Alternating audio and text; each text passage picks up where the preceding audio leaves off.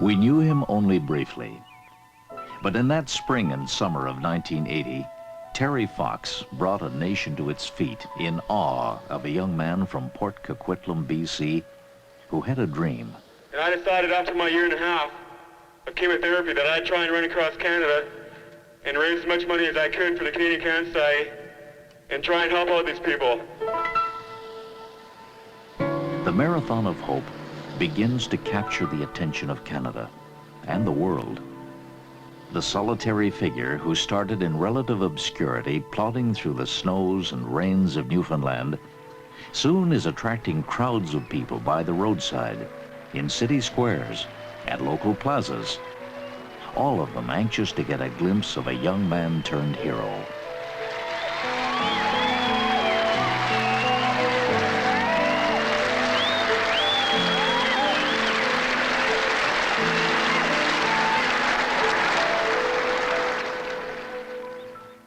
September the 1st, 1980.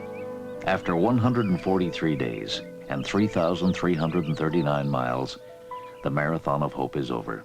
In pain and bitter disappointment, Terry Fox is forced to abandon his run. The cancer had spread, and now I've got cancer in my lungs.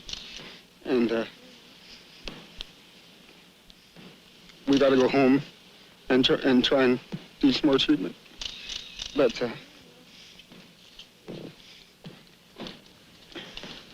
all I can say is if there's any way I can get out there again and finish it, I will. But he couldn't. On June 28th, 1981, Terry Fox is dead. As tributes pour in, Ontario, which had witnessed the last days of Terry's historic run, begins planning its own memorials. And I'm pleased, on behalf of the Premier, Mr. Speaker, to announce today that with the approval of his parents, the last 50 miles of the Trans-Canada Highway between Thunder Bay and Nipigon, which Terry Fox completed, will be renamed the Terry Fox Courage Highway. In addition, the Ontario Cabinet decides a lookout point, close to where Terry ended his marathon, will be renamed the Terry Fox Scenic Lookout. A search soon uncovers the Marathon of Hope t-shirt tied to a post at the point where Terry stopped. A special committee headed by James Snow, Ontario's Transportation and Communications Minister, is organized. Plans are drawn up, and work begins quickly on what is to be a granite base and bronze statue of the young man who ran in the name of cancer research.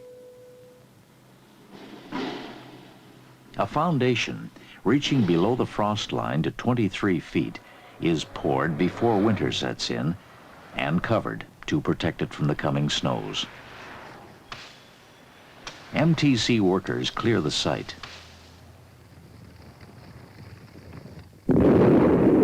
On the Terry Fox Courage Highway, work crews widen the road to allow easy access to the site.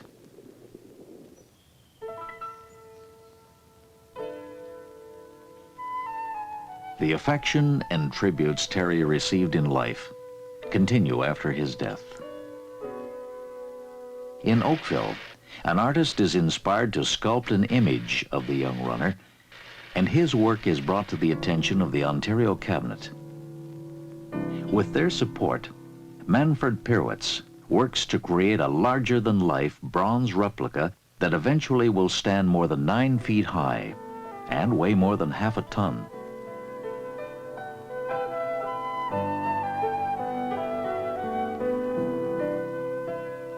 Working from pictures, Manfred begins molding, shaping, and carving a clay figure in late October 1981, trying to capture the familiar halting stance of the one-legged runner.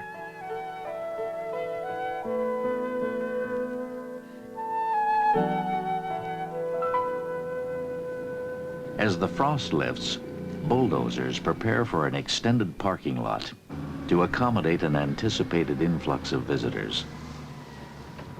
The land, a donation from the city of Thunder Bay.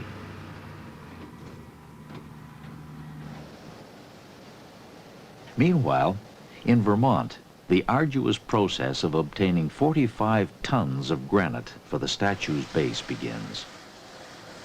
In the quarry, one of North America's largest, a combination of furnace oil, compressed air, and water, reaching temperatures in excess of 5,000 degrees Fahrenheit, cuts the granite free from the mountain. Compressed air drills then separate the huge blocks into smaller pieces. These are then lifted by derricks and placed on waiting trucks.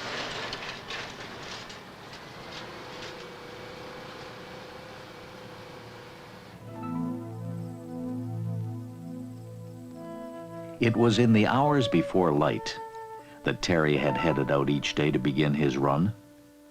Similarly, in his studio, Manfred uses the hours of darkness to avoid interruptions as he begins applying a plaster cast to his completed clay figure.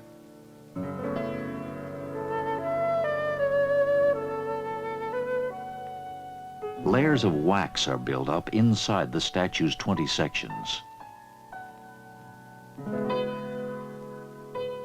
Now the plaster can be removed, freeing the wax forms for the next step. Each section is dipped repeatedly into a ceramic slurry, which acts as an adherent for the waiting sand.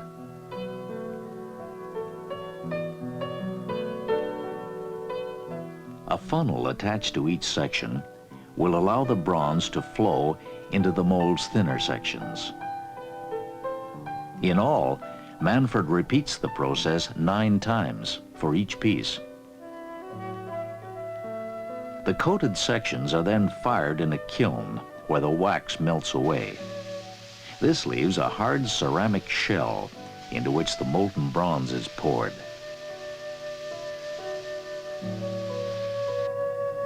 Only now, using his own special technique, can Manfred begin welding the 20 sections together.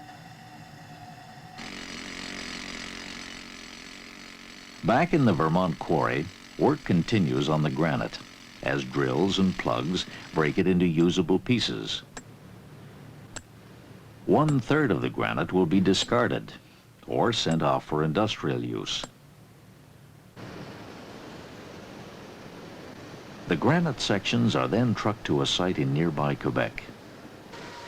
Here the base is cut by a 9-foot-high diamond saw.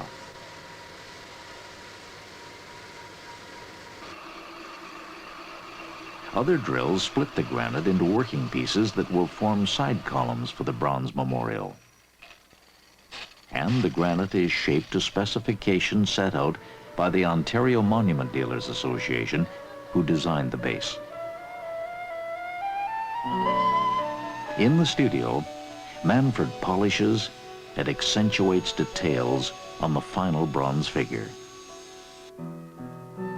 Almost a year after the young hero's death, finishing touches are put on the statue as fire burns off any debris left on the half-ton figure.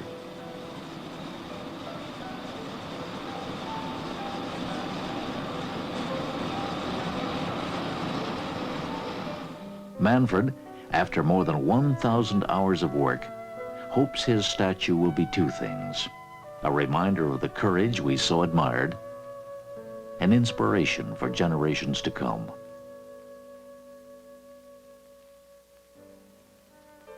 In Orillia, stencils for the monument's bridge are drawn as artists depict the maple leaf and beaver, a map of Canada, and the coats of arms of the provinces and territories.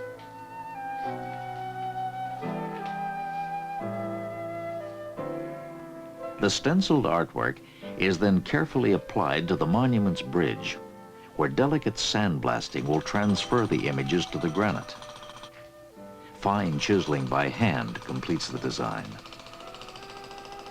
The same process is used for the supporting columns on which words for and by Terry Fox are etched.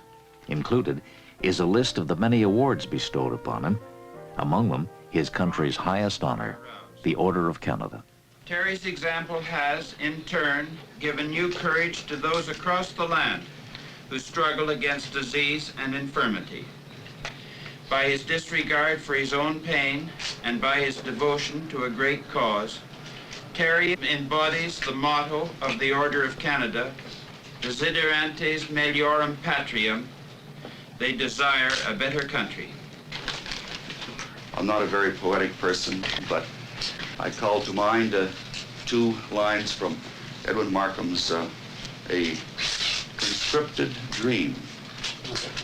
Brave soul that took the long and painful road and helped create a dream that could not fail. That's you.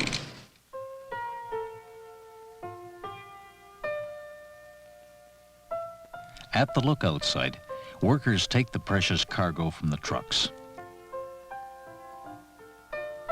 First the bases, then the granite bridge with the provincial and territorial coats of arms stretching across its top, depicting the nation's symbols east to west. A waterproof seal is measured and fitted snugly to each section.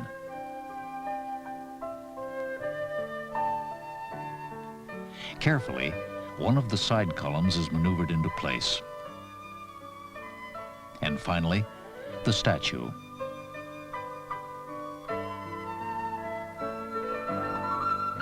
As MTC staff supervise, the massive bronze figure is placed atop its granite support.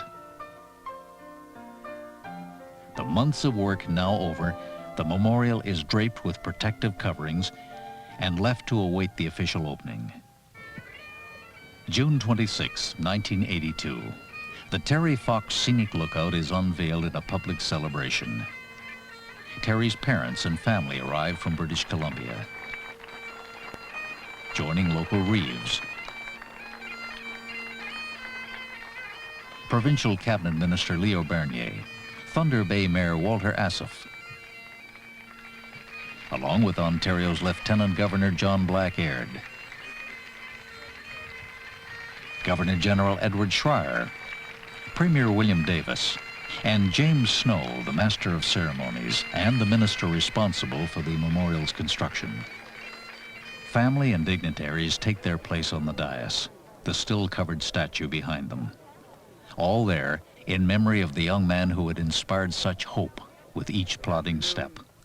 Ladies and gentlemen and children, and welcome to the Terry Fox. As the ceremony begins, James Snow draws special attention to Betty and Rolly Fox before signaling remarks to begin.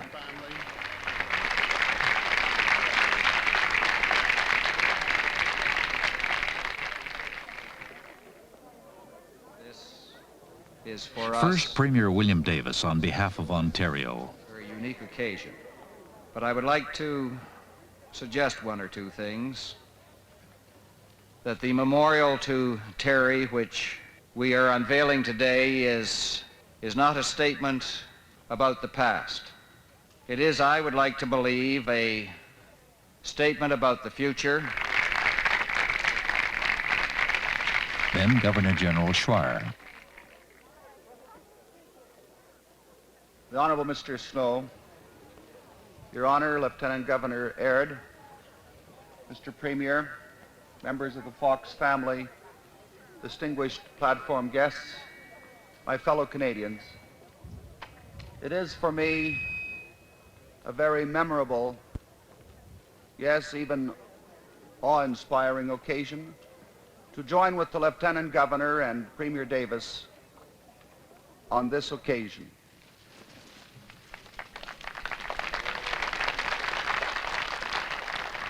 Just 2 days before the first anniversary of his death, Terry Fox is once again honored by family, by friends, and by a host of grateful Canadians. With the young hero's record of achievement carved in granite, the site now remains open to everyone.